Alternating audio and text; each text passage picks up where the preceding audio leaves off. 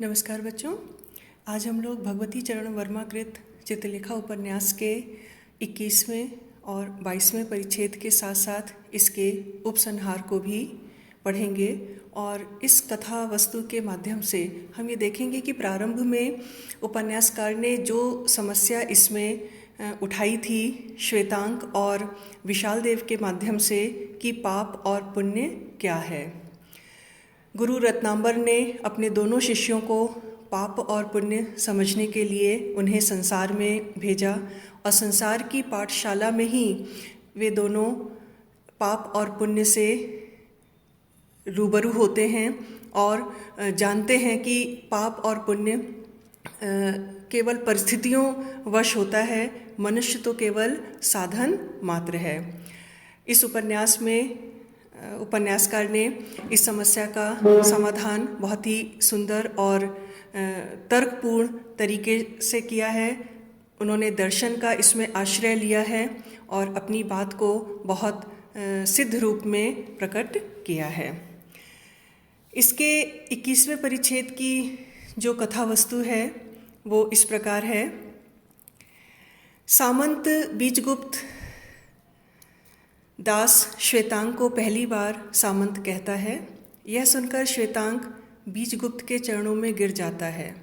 श्वेतांक और बीजगुप्त दोनों ही यशोधरा से विवाह करना चाहते हैं। मृत्युंजय एक निर्धन की बेटी से श्वेतांक की शादी करने में अपनी असमर्थता व्यक्त करते हैं।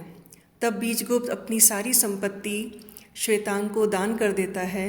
बीजगुप्त का यही त्याग इस 21वें परिच्छेद में हम भली भांति देखेंगे। श्वेतांक बीजगुप्त को चित्रलेखा के स्वस्थ होने का समाचार देता है, जिसे बीजगुप्त अनसुना कर देता है।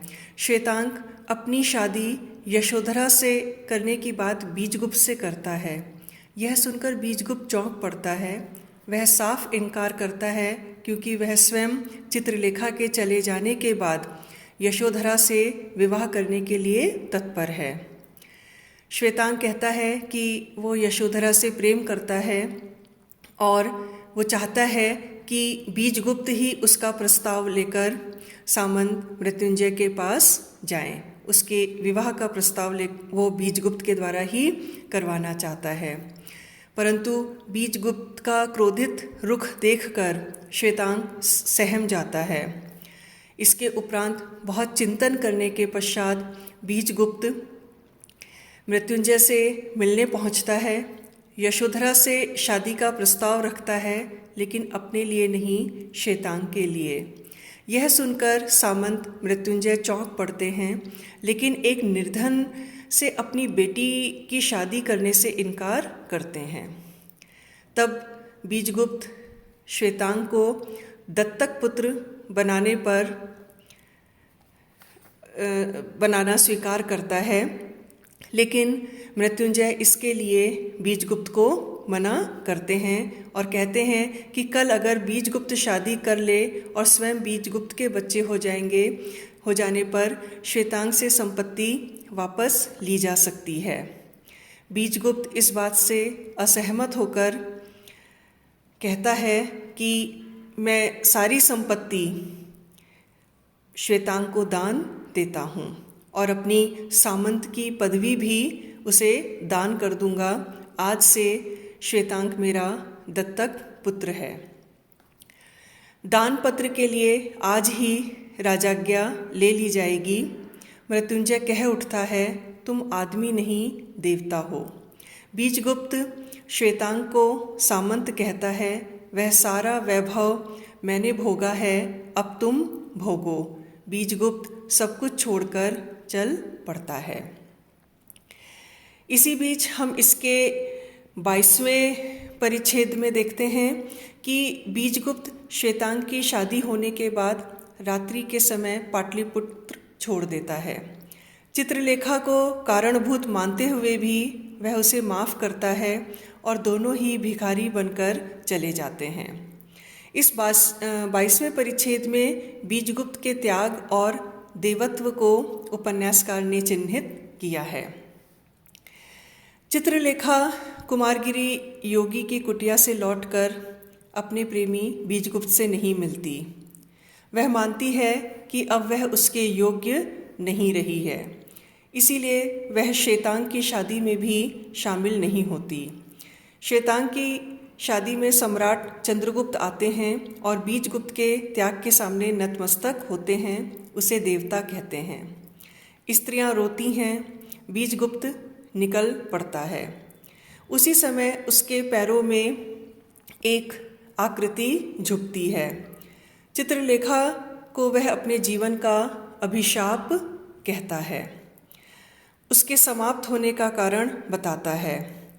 चित्रलेखा उससे दंड की मांग करती है। वह याद दिलाता है कि अगर वह कुमारगिरी योगी की कुटिया छोड़कर उसी समय उसके पास आ जाती तो बीजगुप्त इस तरह नष्ट नहीं होता।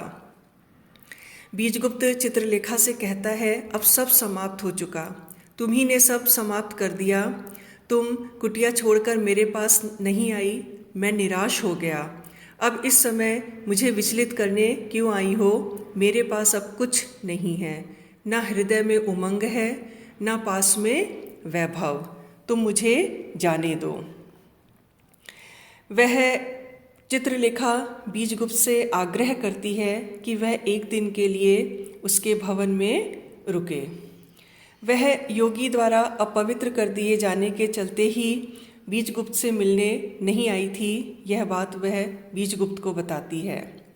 तब बीजगुप्त चित्रलेखा को भ्रमित कहता है। वो कहता है कि वह उसे समझ ही नहीं सकी। प्रेम त्याग का दूसरा नाम है। वह उसके भ्रम को दूर कर क्षमा करता है, परंतु चित्रलेखा के वैभव को स्वीकार नहीं करता।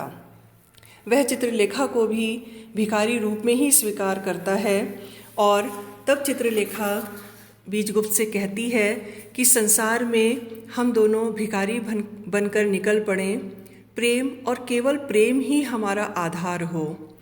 मैं आज ही अपनी सारी संपत्ति दान किए देती हूँ। रात में हम दोनों इस अथाह संसार में प्रेम की नौका पर बैठकर निकल चलें।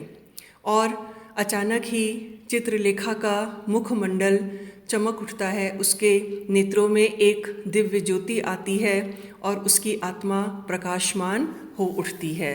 उसको अपने जीवन का उद्देश्य, लक्ष्य मिल जाता है। चित्रलेखा और बीजगुप्त दोनों ही सब कुछ त्याग कर प्रेम की नौका में सवार हो जाते हैं और इस संसार को छोड़कर, इस माया को छोड़कर दोनों ही भ्रमण पर आगे सन्यासी रूप धारण कर निकल पड़ते हैं और चित्रलेखा और बीजगुप्त दोनों ही अब सुखी हैं और सुख का अनुभव करते हैं। इसके उपरांत हम इस उपन्यास के उपसंहार में देखते हैं। वैसे तो प्रायः किसी भी उपन्यास में उपसंहार नहीं लिखा जाता, पर चूँकि यहाँ पर इस उपन्यास को लिखने का जो मूल उद्देश्य था, इसमें जो एक जिज्ञासा पाप और पुण्य को लेकर प्रकट की गई थी, इसलिए यहाँ पर महाप्रभु रत्नांबर जब 1 वर्ष के पश्चात लौटकर आते हैं और श्वेतांग से पाप के बारे में पूछते हैं, तो वह बीजगुप्त को देवता और योगी को पापी बताता है। और जब विशाल देव से पाप के बारे में पूछते हैं तो विशाल देव बीजगुप्त को भोगी, पापी और कुमारगिरी को अजित, ममत्व मुक्त और संसार से ऊपर उठा हुआ मानता है। गुरु रत्नांबर कहते हैं कि दोनों की पाप की अलग अलग अवधारणा है और यह सुनकर वह उन दोनों की ही विद्या को पूर्ण हुआ बताते हैं। वह अपने शिष्यों से कहते हैं कि संसार में पाप जैसा कुछ नहीं होता, वह केवल मनुष्य के दृष्टिकोण की विषमता का दूसरा नाम है। प्रत्येक व्यक्ति एक विशेष प्रकार की मनः प्रवृत्ति लेकर उत्पन्न होता है। प्रत्येक व्यक्ति इस संसार के रंगमंच पर एक अभिनय करने आता है। अपनी मनः प्रवृत्ति से प्रेरित होकर वह इस रंगमंच पर अपने पाठ को दोहराता है। यही मनुष्य का जीवन है। जो कुछ मनुष्य करता है वह उसके स्वभाव के अनुकूल होता है और स्वभाव अप्राकृतिक है। मनुष्य अपना स्वामी नहीं है, वह परिस्थितियों का दास है, विवश है, कर्ता नहीं है, वह केवल साधन है।